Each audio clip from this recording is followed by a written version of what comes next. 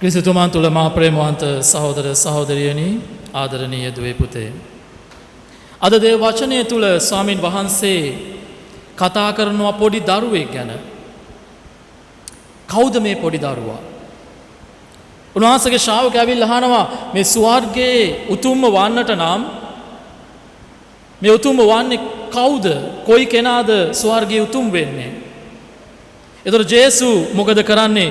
පොඩි ළමයෙක්ව තමන් ගාවට අරගෙන ඇවිල්ලා උන්වහන්සේ කියනවා මේ කුඩා දරුවෙක් මෙන් ඔබ වෙනස් වුණොත් පමණයි ඔබට ස්වර්ගයට යන්නට පුළුවන්.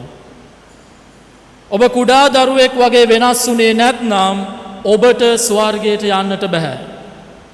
මොකක්ද උන්වහන්සේ මෙහෙම කියලා මේ ශ්‍රාවකයන්ට දෙන පණිවිඩය? කුඩා දරුවෙක් අරගෙන බැලුවොත් එහෙම අපි දන්නවා පල්ලියටත් කුඩා දරුවන් ගොඩක් එනවා. මේ කුඩා දරුවෙක් කියන්නේ හරි අහිංසකයි, පිවිතුරුයි. මේ පොඩි ළමයෙක් තුල අපි දකින්නේ නැහැ වෛරය තියෙනවා, ක්‍රෝධය තියෙනවා, ඊර්ෂ්‍යාව තියෙනවා. මේ කිසි දෙයක් දරුවා ගාව නැහැ.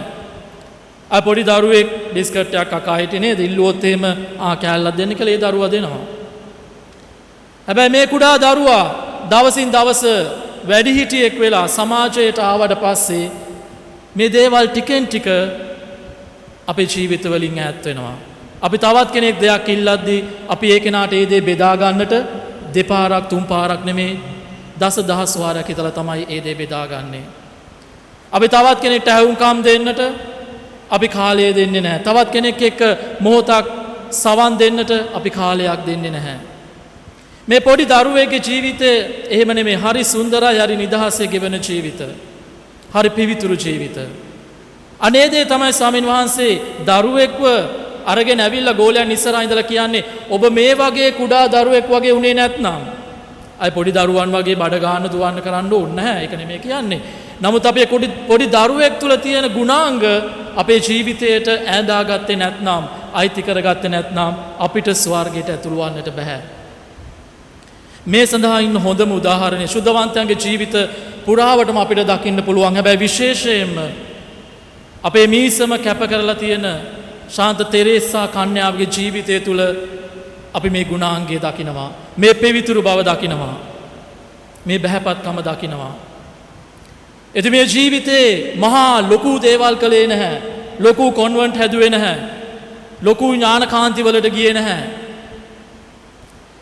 එතුමිය මේ කාමලයිට් නිකාය තුල තමාගේ සංඝයේ තමාගේ කොන්වන්ට් එකේ ඇතුළට වෙලා යාඥා කරමින් හිටියේ. හැබැයි මේ යාඥාව උතුම්ම යාඥාවක්. යාඥා කරන්නම් වාල යාඥා කළේ නැහැ. ඒ හැම දෙයක්ම ඊටමත් ආදරයකින්, ඊටමත් කැපවීමකින් තමයි මේ තෙරේසා මුනිවරිය තමන්ගේ කන්‍යාරාමයේ ඉඳලා ඉටු කළේ. එතුමියට සුපීරිය ඇවිල්ලා අතු ගන්න කිව්වත් ඒ දේ ලොකු ආසාවකින්, ලොකු කැපවීමකින් තමයි ඒ දේ කළේ.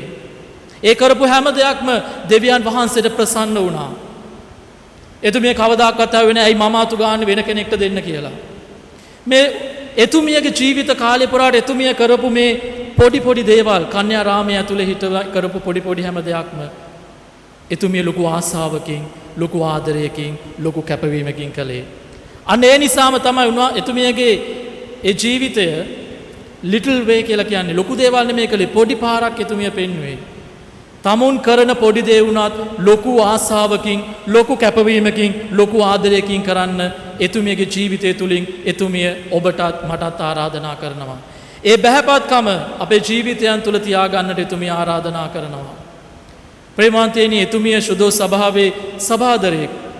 කන්‍යාවන්, කාන්තාවන් සභාදරයන් බවට ඩොක්ටර්ස් ඔෆ් ද චර්ච් කියලා අපි කියන ඉංග්‍රීසියෙන් සභාදරයන් බවට ගොඩක් දෙනෙක් පත් වුණේ. නමුත් ශුද්ධෝ තෙරේසා කන්‍යාව සභාදරයෙක් බවට පත් වෙනවා.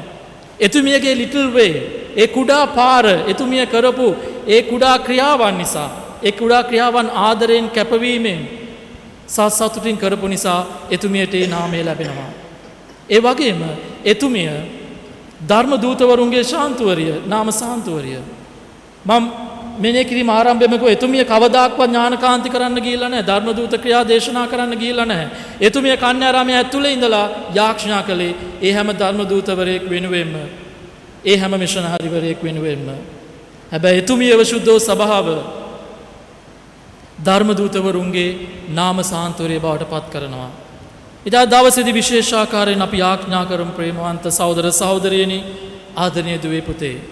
මේ දරුවෙක් කුඩා දරුවෙක් තමන්ගේ දෙමාපියන් කරේ මොන වගේ විශ්වාසයක් තියලා ඉන්නවද වගේ අපි උත්සාහ කරමු අද ජේසු ඔබට මට ආරාධනා කරන විදිහට කුඩා දරුවෙක් වගේ වෙන්නට. ඒ පවිත්‍රතාවය නැවත ඇති කර ගන්නට. දරුවෙකේ අම්මා කෙනෙක් තාත්තා කෙනෙක් කෙරේ තියෙන විශ්වාසය වගේම අපි උත්සාහ කරමු දෙවියන් වහන්සේ තුල කුඩා දරුවන් විදියට ඒ විශ්වාසය තියන්නට. ජීවිතේ මොන අභියෝග මොන ප්‍රශ්න ආවත් ජේසුත් එක්ක ජේසුගේ අතින් අල්ලගෙන එදා තෙරේසා කන්‍යාව ගමන් කළා වගේ අපි කරන්නව හැම දෙයක්ම අම්මා කෙනෙක් තාත්තා කෙනෙක් දුවෙක් පුතෙක් විදියට අපි කරන්නව හැම වගකීමක්ම අපි කතා කරන හැම වචනයක් තුළම දෙවියන් වහන්සේට ප්‍රසන්න වන්නට කුඩා දරුවෙක් මෙන් පවිත්‍ර වන්නට අවශ්‍ය කරන පිහිට වරප්‍රසාද ඒ මඟ පෙන්වීම අයදමින් අපි යාඥා කරමු. අපේ මීසම කැප කර තිබෙන ශුද්ධ තෙරේසා කන්‍යාවට අපි කන්‍යාවගෙන් අපි එතුමියගේ මැදහත්කම ඉල්ලමු. එතුමිය වගේ කුඩා දරුවෙක් මෙන් දෙවියන් වහන්සේට ප්‍රසන්න ජීවිත ගත කරන්නට අප වෙනුවෙන් මැදහත් වී ආඥා කරන ලෙස. ආමේන්.